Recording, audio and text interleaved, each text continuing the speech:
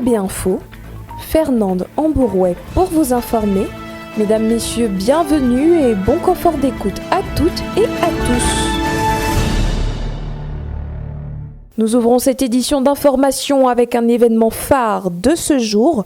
Une formation en santé communautaire vient de se tenir au conseil départemental de la Louet-Tiwano. Cette dernière se poursuivra sur 3 jours, rassemblant experts et acteurs locaux autour d'un même objectif, renforcer la santé de nos communautés. Pour comprendre les enjeux de cette rencontre, place à ce reportage de Guy Stevens, Mounanga. La salle de conférence du conseil départemental de l'Ebamba a vibré aujourd'hui au rythme des échanges et ateliers consacrés à la santé communautaire. Une formation qui a réuni agents de santé, responsables locaux et leaders communautaires, tous mobilisés autour d'un enjeu majeur. Renforcer les capacités locales pour améliorer la prévention et la prise en charge au sein des villages et des quartiers. Au programme de cette session, des modules sur la sensibilisation communautaire, la gestion des premiers soins, la surveillance des maladies et le rôle clé des relais communautaires dans la transmission des bonnes pratiques de santé, comme en témoigne le docteur Thibaut Boussengi, co-organisateur de l'événement. La santé communautaire, c'est un aspect de la santé, mais qui concerne les communautés qui sont plus ou moins retirées de la ville. Donc, c'est-à-dire, on va vers les populations qui sont dans les villages, dans les départements, pour être plus proche d'eux. Donc, la santé communautaire vise à étudier les aspects de la santé des populations qui sont retirées. C'est pour ça que ces agents-là ne viennent pas d'ailleurs. Ces agents sont des personnes qui vivent déjà dans ces endroits, dans ces localités, dans ces villages, dans ces départements et qui vont suivre une formation et acquérir les capacités pour prendre en charge, c'est-à-dire pour une prise en charge initiale d'un malade et également pour le suivi. Ils ne feront pas le rôle du médecin ni le rôle de l'infirmier, mais ils seront là pour être comme un canal entre nous, l'hôpital, centre médical, ou nous, Bongolo, et les populations des villages et des quartiers. Cette formation en santé communautaire organisée aujourd'hui au conseil départemental de l'Ebamba marque une étape importante dans le renforcement des capacités locales. Une initiative saluée par l'ensemble des participants qui y voient un véritable levier pour améliorer la prévention, la sensibilisation et la prise en charge au sein des communautés. Un engagement collectif qui témoigne de la volonté de faire de la santé communautaire une priorité accessible à tous.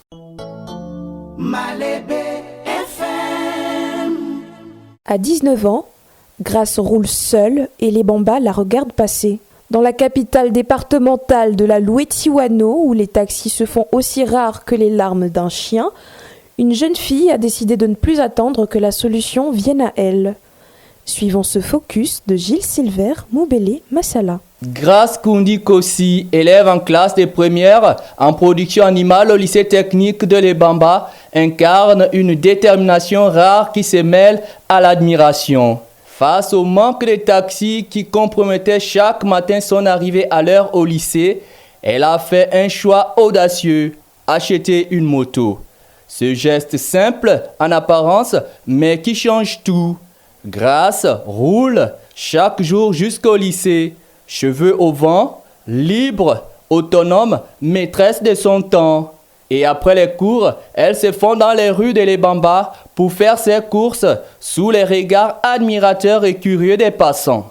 Chaque passage, c'est un mélange de surprise et même de respect qui s'impose. Grace Kundi Kossi. Ce qui m'a d'abord boosté d'acheter une moto, c'est à cause des déplacements. Vu que j'apprends au lycée technique et Barack Obama, c'est vraiment une distance énorme. Et en plus, en tant que femme, ça m'aide beaucoup à aller faire les courses, genre marché et autres. Vu que c'est un KTM, c'est tellement facile, en 2 jours, voilà, ça se fait. De faire les courses, c'est pas difficile. Une fois que vous tenez déjà sur un vélo, c'est que la moto, vous aurez plus d'équilibre.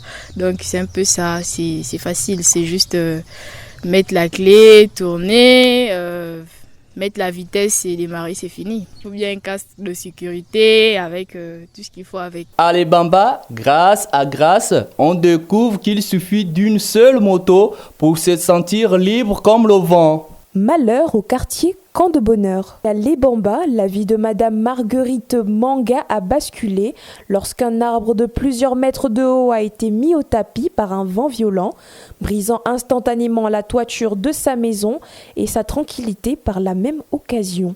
Gilles Silver Moubélé Massala y était pour Malébé FM. Au-delà des dégâts matériels évidents, c'est la stabilité émotionnelle et professionnelle de Madame Marguerite Manga qui vacille. La toiture endommagée laisse entrer l'humidité, le bruit, l'insécurité et même les lucioles, rendant quasi impossible son travail minutieux. Chaque leçon devient un défi. Chaque soirée, un exercice d'adaptation obligé. Madame Marguerite Manga. J'ai été sinistrée, donc un arbre est tombé sur ma maison. Donc il y a eu 2 chambres cassé au niveau de la toiture et puis la douche extérieure et le poulailler. Donc vraiment, là je suis dans les que faire, je suis vraiment abattue là, je ne sais pas que faire, les moyens pour rétaper parce que depuis là, je dors seulement qu'au salon puisque la partie du salon n'a pas été touchée. Avec ma fille aussi, que sa chambre aussi a été touchée avec 16 enfants, nous tous on dort au salon. J'ai un appel, je ne sais pas ce que je peux faire, donc je suis obligée de me rapprocher auprès des collectivités locales, par exemple la mairie, les affaires sociales, même la préfecture. Je ne sais pas si aussi le conseil aussi, peut aussi m'aider. Je lance un appel, aidez-moi vraiment de ma part, je n'ai rien pour le moment. Face à cette situation urgente, il est essentiel que les affaires sociales et la mairie de l'Ebamba se mobilisent rapidement pour soutenir Madame Marguerite Manga pour lui offrir sérénité et dignité afin de lui permettre de retrouver le sourire et les conditions de travail idéales.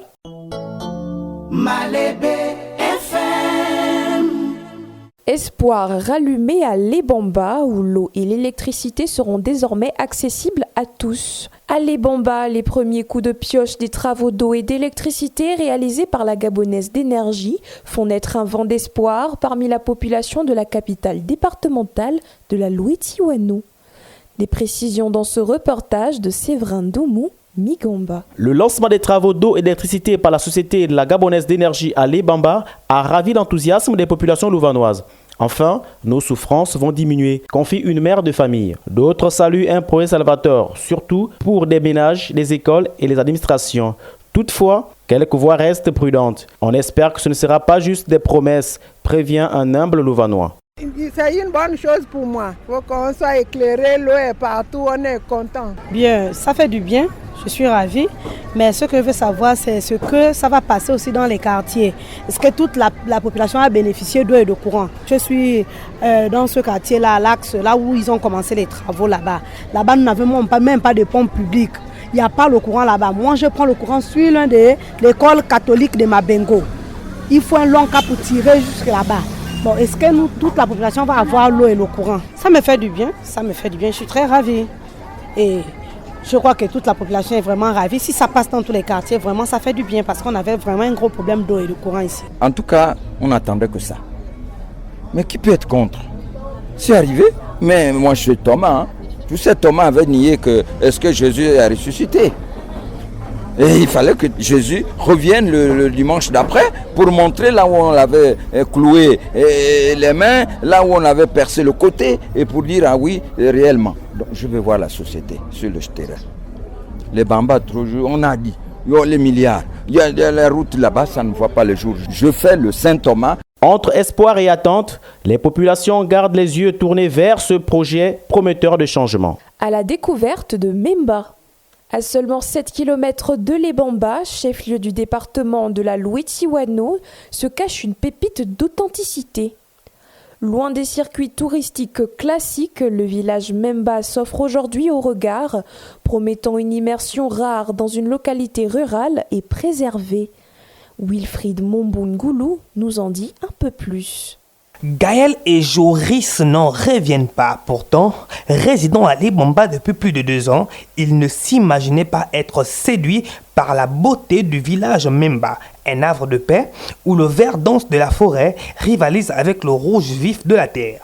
Entre convivialité et cohésion sociale, Ngoy Pati Owen revient sur la spécificité de Memba. Il faut dire déjà que j'ai entendu longtemps parler de ce village, Memba, et je ne suis jamais arrivé. C'est maintenant aujourd'hui, avec l'aide de mes frères. On a demandé à ce qu'on puisse faire un tour là-bas, un peu visiter le village. Vraiment, je ne savais pas que c'était un très grand village comme ça. Et vraiment, c'est magnifique. Sauf qu'il y a peut-être quelques difficultés, juste un peu la route et puis peut-être l'électrification, je crois bien. Mais sinon, il fait beau vivre ici. Je suis même à l'aise, il faut dire. Chacun dans son point de vue. Je suis arrivé aujourd'hui. Je vois que Memba est bien. La différence entre Memba et les autres villages, c'est que d'abord, Memba, il est très grand. Et ici, il y a beaucoup d'activités, que ce soit l'année scolaire et les vacances. Et c'est un village où beaucoup de gens arrivent. Si le village Memba offre déjà un aperçu de la richesse de la Lwetiwano, sachez que l'exploration ne fait que commencer car d'autres trésors cachés ne demandent qu'à être découverts à seulement quelques minutes de chez vous.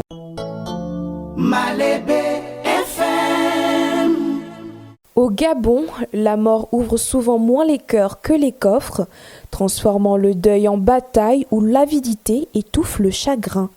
Le décès d'un être cher devrait resserrer les liens et appeler à la solidarité.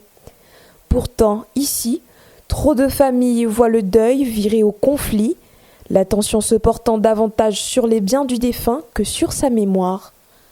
Quand la succession prime sur l'affection, la mort ouvre la porte à la violence et le legs devient une déchirure.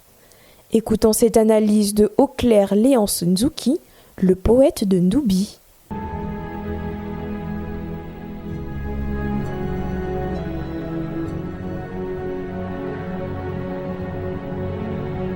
La mort, ce moment où l'on devrait se rassembler pour se souvenir, se réconforter et resserrer les liens du sang, de l'amitié et de l'amour.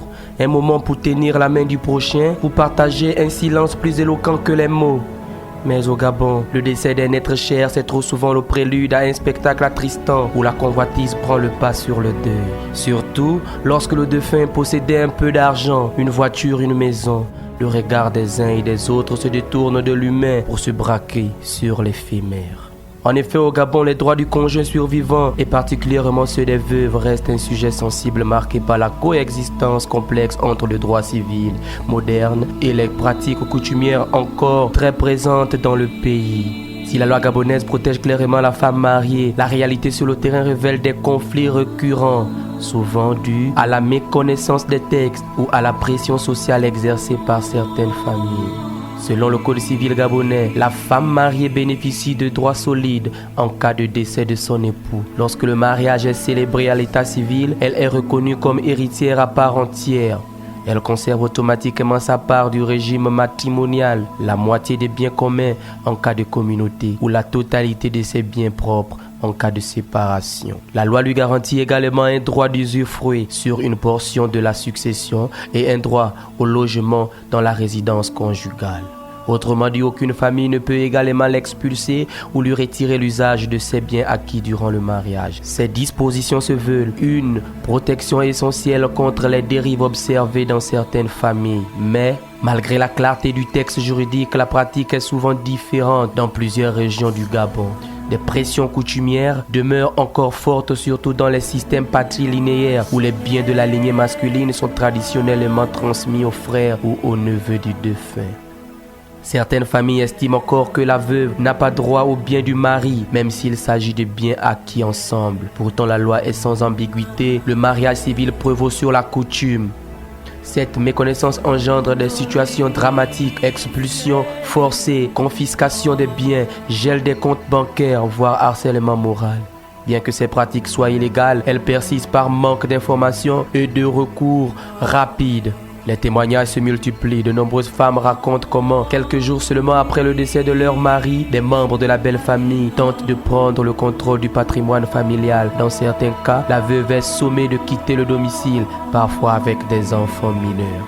Les associations de défense des droits des femmes tirent régulièrement la sonnette d'alarme. Selon elles, la violence économique autour des successions constitue l'une des formes d'abus les plus répandues, mais les moins dénoncées.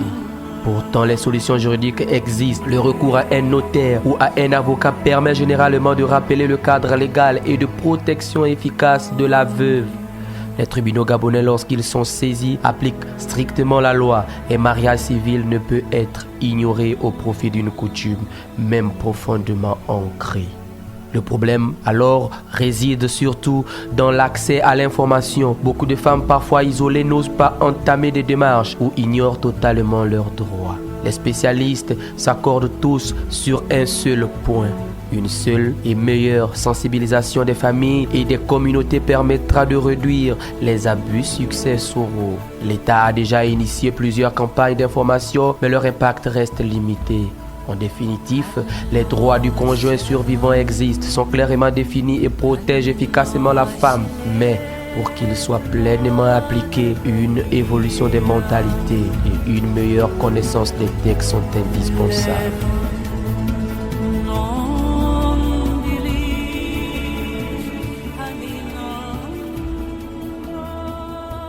Voilà, aimable auditeur, c'est ainsi que s'achève cette édition d'information sur Malais BFM 90.10. Réalisation technique Théophane Lily Mombo et Serge Ingada.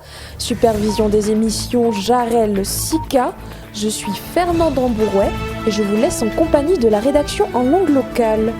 Très chers auditeurs, gardez toujours le sourire car demain sera la fin de vos larmes. Salut!